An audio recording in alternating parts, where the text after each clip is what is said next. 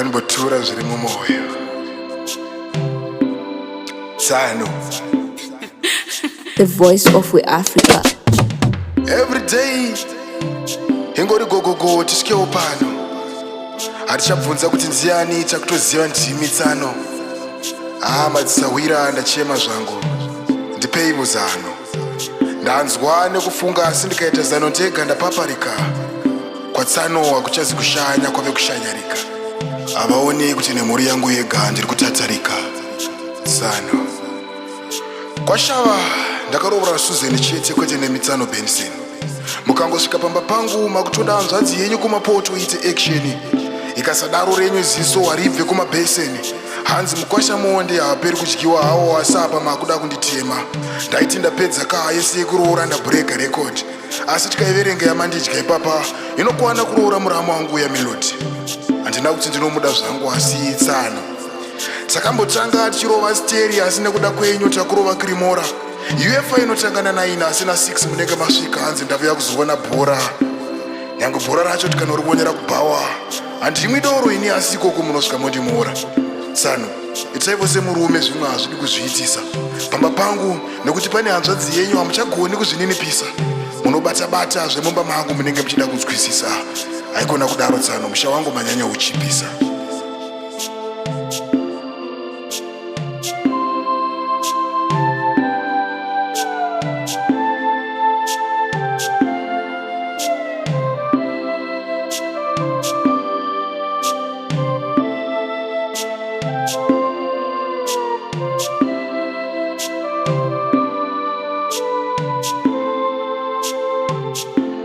Tsano.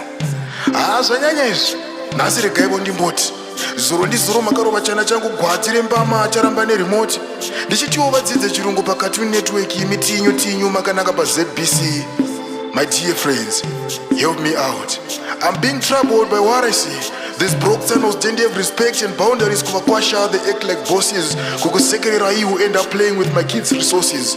Moda kundisvete mimi from Lake Chiviro kuti ndisarenda veka diki ka Oasis. Unhiwi wakadaro. Pari kutokanganisika apa. Pari kukanganisika. Chamunoda pamba pangu kungovuya muchidya asi tikaronga basa munorova. Zvingabuda here Tsano kuti inini ndikupomberei bhasikoro imi mongovuya mochovha.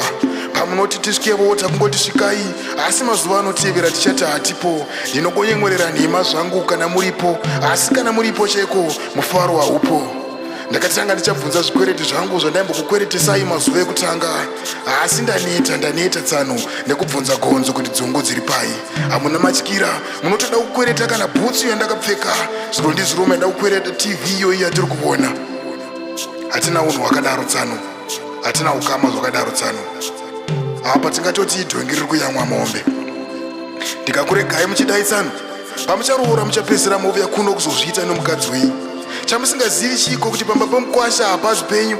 Dai tisina kuvuya nepfungwa yekukiya mubhedhurumu mairamba muchingotambira meo. Muchitambiramo kunge muri kutambira mugota renyu. Zuro ndizuro makasvoda. Ndakuwanikidzai muchiedza sutu yangu. Kungonyarara zvangu Tsano asi ndinokunzwai muchinhuhwirira perfume yangu. Musadaro Tsano. Musadaro Tsano. Musadaro.